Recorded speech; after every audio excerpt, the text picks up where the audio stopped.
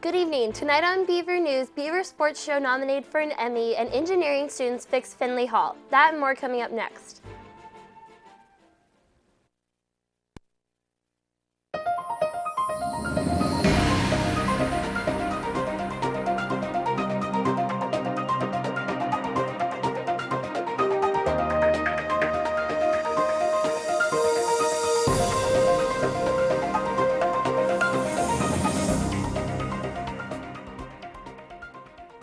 Welcome to the Beaver News. I'm Elle McCracken. And I'm Mackenzie, Allen.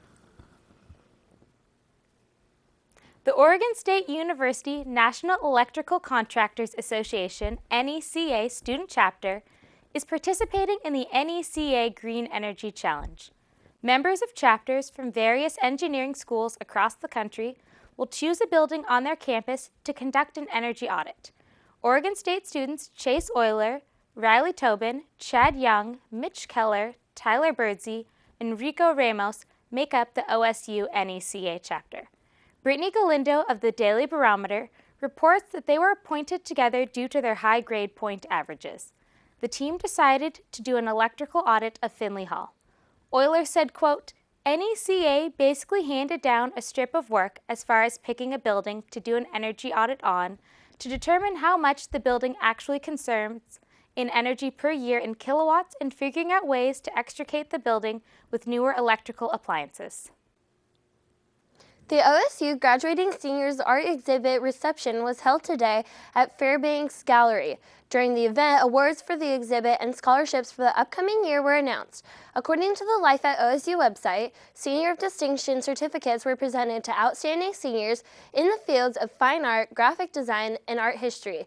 Fairbanks Gallery is open to the public Monday through Thursday, 8 a.m. to 5 p.m., and from 8 a.m. to noon on Friday. The exhibit runs May 31st through June 10th. The public is welcome to all events. For more information, contact Douglas Russell at 541-737-5009.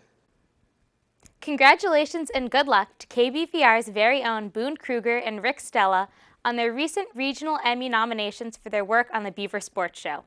Kruger and Stella first began working as reporters on the sports show 3 years ago and are currently the show's co-producers. The segments nominated were each from this year's Civil War basketball matchup, one from the men's game and one from the women's. In addition to the regional Emmy, the Beaver Sports Show has also been recognized the past 3 years in the category of Best Sports Program by College Broadcasters Incorporated.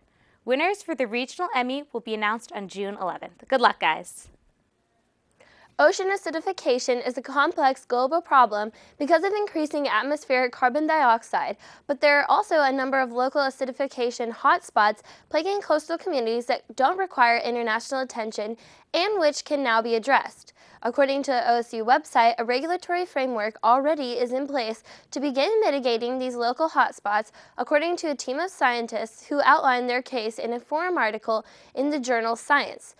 George Waldbusser, an Oregon State University ecologist and co-author of the paper, said, "Certainly, ocean acidification on a global level continues to be a challenge. But for local, non-fossil fuel-related events, community leaders don't have to sit back and wait for a solution. A number of existing federal environmental organizations provide different layers of protection for local marine waters and offer official avenues for mitigating the causes of local acidity." This Thursday, June 2nd, the city of Corvallis will be premiering the once banned 1973 German film, The Dove on the Roof. According to Oregon State University, this film has never before been seen in the United States and was banned and thought to have been destroyed by German Democratic Republic because of what they believe to be a distorted view of the country's working class. The film tells the story of a woman named Linda and her experiences with two men, Hans, a construction worker, and Daniel, an idealistic student. The Dove on the Roof is being screened at the Dark Side Cinema, first at 6 p.m. and then a later showing at 8 p.m., with each screening being followed by a question and answer session. We're going to take a short break, but when we return, the hazards of cell phone use and a man rescued from a cave-in. Stay tuned.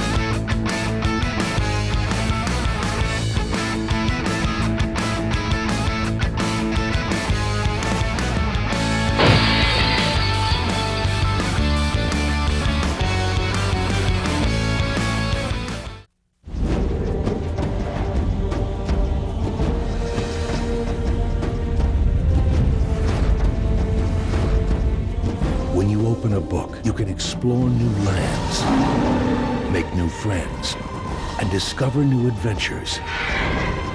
There are amazing possibilities when you open your mind to reading. Explore new worlds. Read. Metal cone! Metal cone! Let's go! Hurry! Metal cone! Metal cone! Metal cone! Metal cone! Metal cone! Dude, why is your mom driving us to MetalCon? Remember when I bought us all snowboards on that credit card and never paid it back? Well, I guess they check that stuff out when you apply for a car loan. Afterwards, we'll all go out for ice cream. Don't let your credit put you in a bad place. Go to controlyourcredit.gov.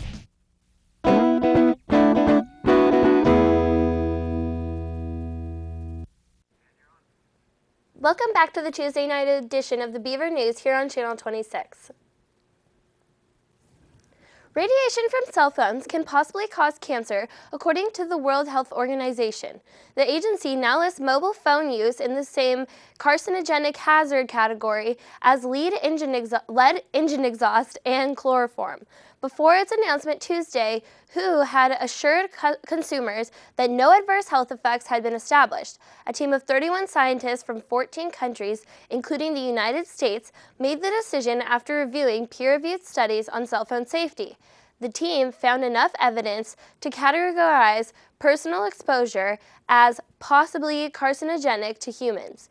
Dr. Keith Black, chairman of neurology at Cedars-Sinai Medical Center in Los Angeles, reports that cell phones are essentially cooking the brain.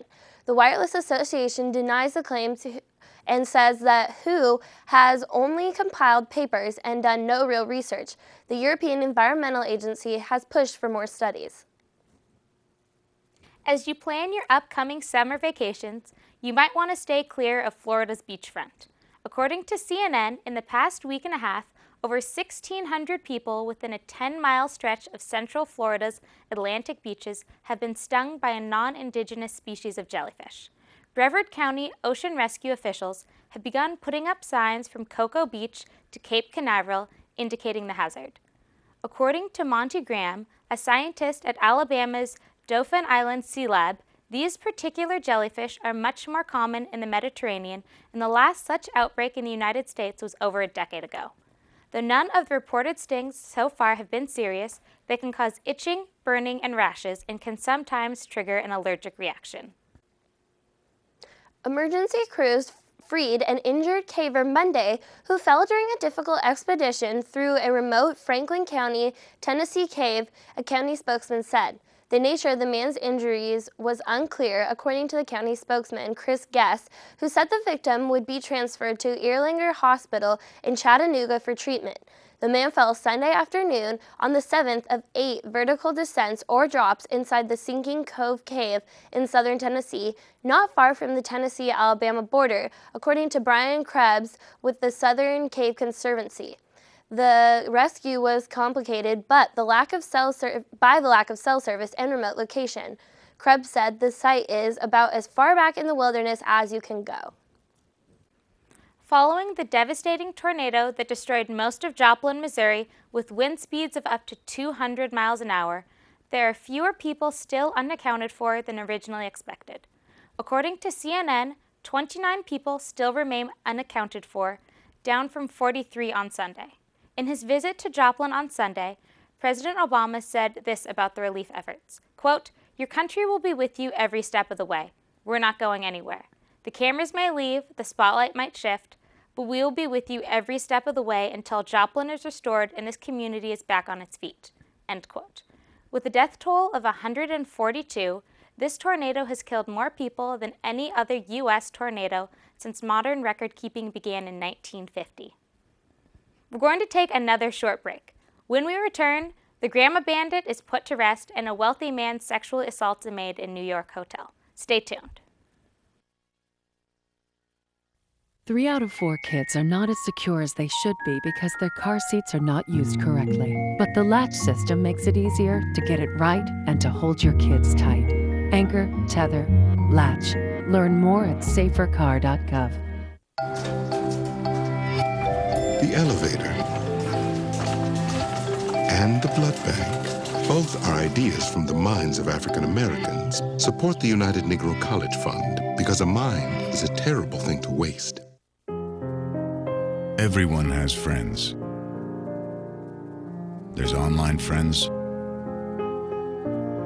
friends to go out with on a Saturday night, friends to hang out with and do nothing, friends who show up on moving day. And then there are the friends who'll be there if someone is dealing with a mental illness. Are you one of those friends?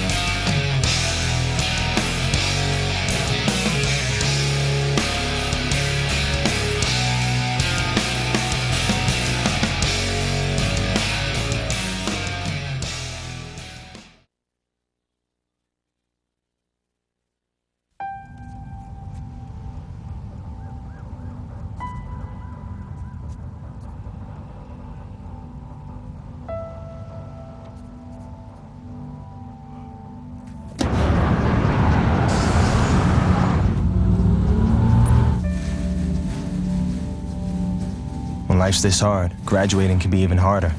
But you can help Ativa and the students in your community make it through by visiting boostup.org.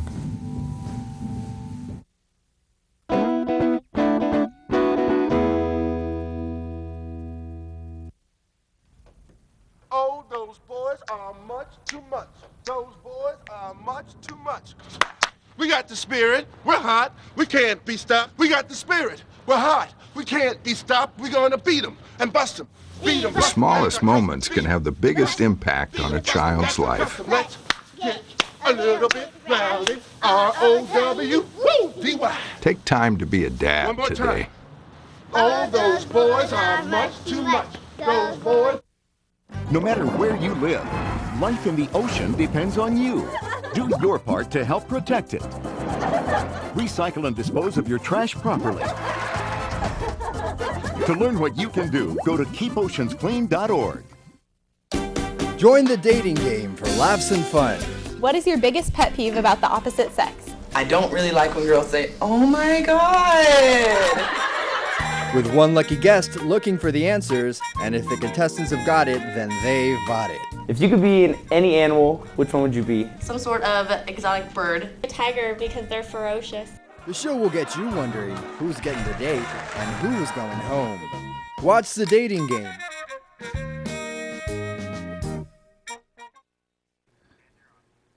Welcome back to the Beaver News. The chairman of a salt company who once headed an Egyptian bank was arrested Monday in New York accused of sexually abusing an employee at a luxury hotel. Mohammed Abdel Salam Omar is charged with sexual abuse, unlawful imprisonment, forcible touching, and harassment, according to the New York Police Department. The alleged incident took place Sunday. Omar, 74, did not immediately make a public statement. The New York Police Department said it was informed Monday of an incident at the Pierre Hotel in Manhattan. The Pierre Hotel released a statement saying, "The Pierre's priority is the safety of our guests and staff. We take all complaints very seriously and investigate thoroughly." Omar is chairman of Elle Salin's company, one of the oldest international salt companies, according to the website. The Supreme Court has decided to deny former media executive Conrad Black a second appeal. According to CNN, Black, the former chairman and chief executive of the Hollinger International, and two other former executives were accused of mail and wire fraud in connection with accepting improper payments of $5.5 million from a Hollinger subsidiary, a Canadian citizen by birth, Black has currently served 26 months of a 6.5-year sentence in a federal prison and has even gone so far as to seek a presidential pardon. Prosecutors used a similar argument against Black as was used to convict ex-lobbyist Jack Abramoff, one-time Health South CEO Richard Scrushy, and former governors Don Siegelman of Alabama and George Ryan of Illinois. Black is expected back in court for resentencing next month. A robbery suspect nicknamed the Grandma Bandit died in a shootout Friday in Atlanta, Georgia, authorities said. Later, authorities discovered that the grandma was actually Grandpa. After further investigation, detectives have determined the person believed to be a female suspect is in fact a male. DeKalb County Police spokeswoman Mecca Parrish said Friday evening. His name is Roxanne Taylor, a 57-year-old man. Police had issued an arrest warrant on Thursday for someone they thought was a 58-year-old woman, Roxanne Taylor, charging her with 3 robberies. The Grandma Bandit gained notoriety because of the apparent woman's age and signature robbing style, approaching cashiers and demanding cash after producing a revolver from her purse. Taylor was killed after a highway chase led to a firefight. The police are uncertain if the lethal blow was self-inflicted or not. The National Transportation Safety Board is investigating a deadly bus crash Tuesday in Virginia. 4 passengers on the commercial tour bus were killed and 54 were injured when the vehicle ran off the road and overturned on the side of I-95 in Caroline County, Virginia, according to state police. Investigators blamed the accident on driver fatigue. The driver of the bus, Kin Wei Sheng, 37, of Flushing, New York, suffered minor injuries and was treated at the scene. Schwung has been charged with reckless driving and is being held on a $3,000 bond at the Pamaki Regional Jail in Hanover County, Virginia. The Virginia State Police Motor Carrier Safety Team ruled out any mechanical errors or malfunctions after inspecting the bus. The 4 women killed in the crash have been taken to the office of the Chief Medical Examiner in Richmond for identification. They will not be named until the family has been notified. We're going to take one last short break, but when we return, an E. coli outbreak in Germany and a brave school teacher in Mexico. Those stories and more when we come back. You won't want to miss them.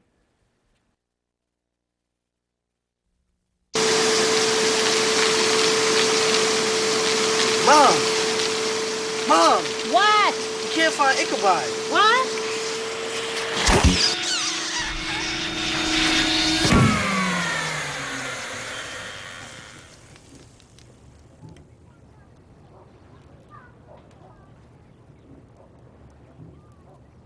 You don't have to be perfect to be a perfect parent. There are thousands of teens in foster care who would love to put up with you.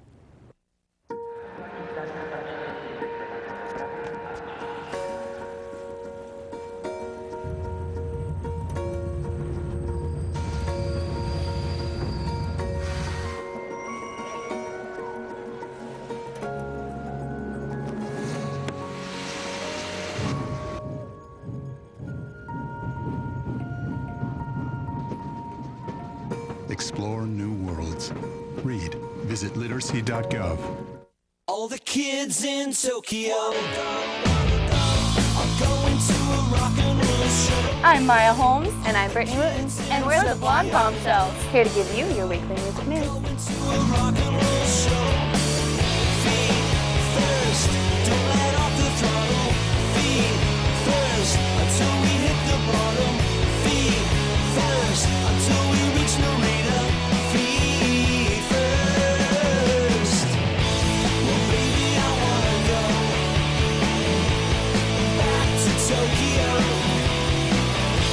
Welcome to Locals Live on Music Fusion Fridays.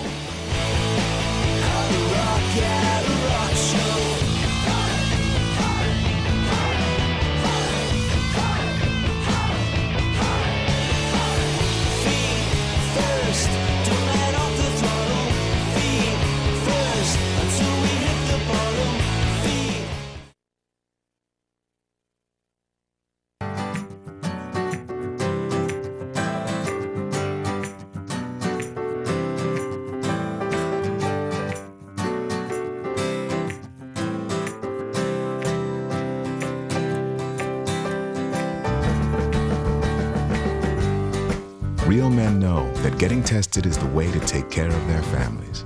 That's why real men wear gowns. For a list of the tests you need, go to ahrq.gov. Do you like this top? It's so gay. Really? Yeah, it's totally gay. You know, you really shouldn't say that. Say what? Well, say that something's gay when you mean it's bad. It's insulting. What if every time something was bad, everybody said, "Oh, that's so girl wearing a skirt as a top"? Oh, you are. Those are cute jeans, though. When you say that's so gay, do you realize what you say? Knock it off. So, without any further ado, let the match begin!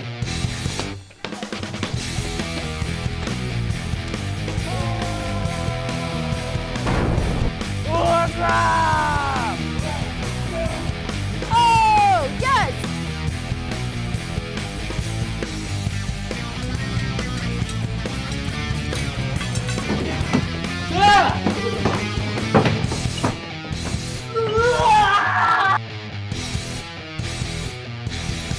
Say to that. Get out of here. You too, Ficus.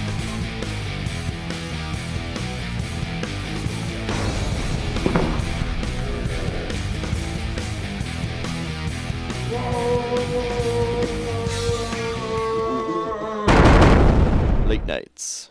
You're gonna want something to protect yourself. There you go. Stay sexy, Corvallis Camera 3. We'll be right back.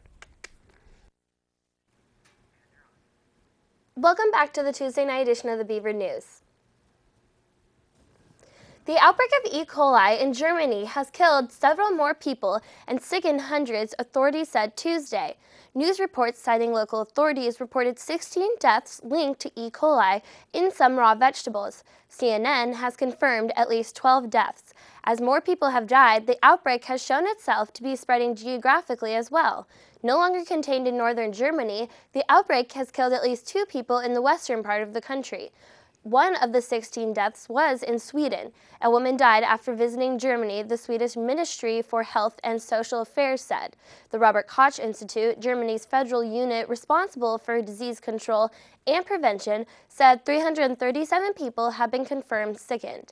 But figures coming in from local authorities and hospitals made clear many more people are believed to be infected. 75 additional bodies have been recovered from the wreckage of an Air France plane that crashed off the coast of Brazil 2 years ago, more than doubling the number of remains that have been found, the vice president of the French Victims Association told CNN Tuesday. The remains have not yet been identified, Robert Solis said. Air France 447 plunged into the Atlantic Ocean on June 1, 2009, killing all 228 people aboard. The bulk of the wreckage was found this year after a search by robot submarines of an underwater mountain range. Many bodies were still in the fuselage, investigators said at the time. Only about 50 bodies were recovered in the days following the crash. Solis got the news from a French government liaison appointed to deal with the families of the victims. He said, quote, "Personally, I would have preferred to leave the bodies of our loved ones on the seafloor."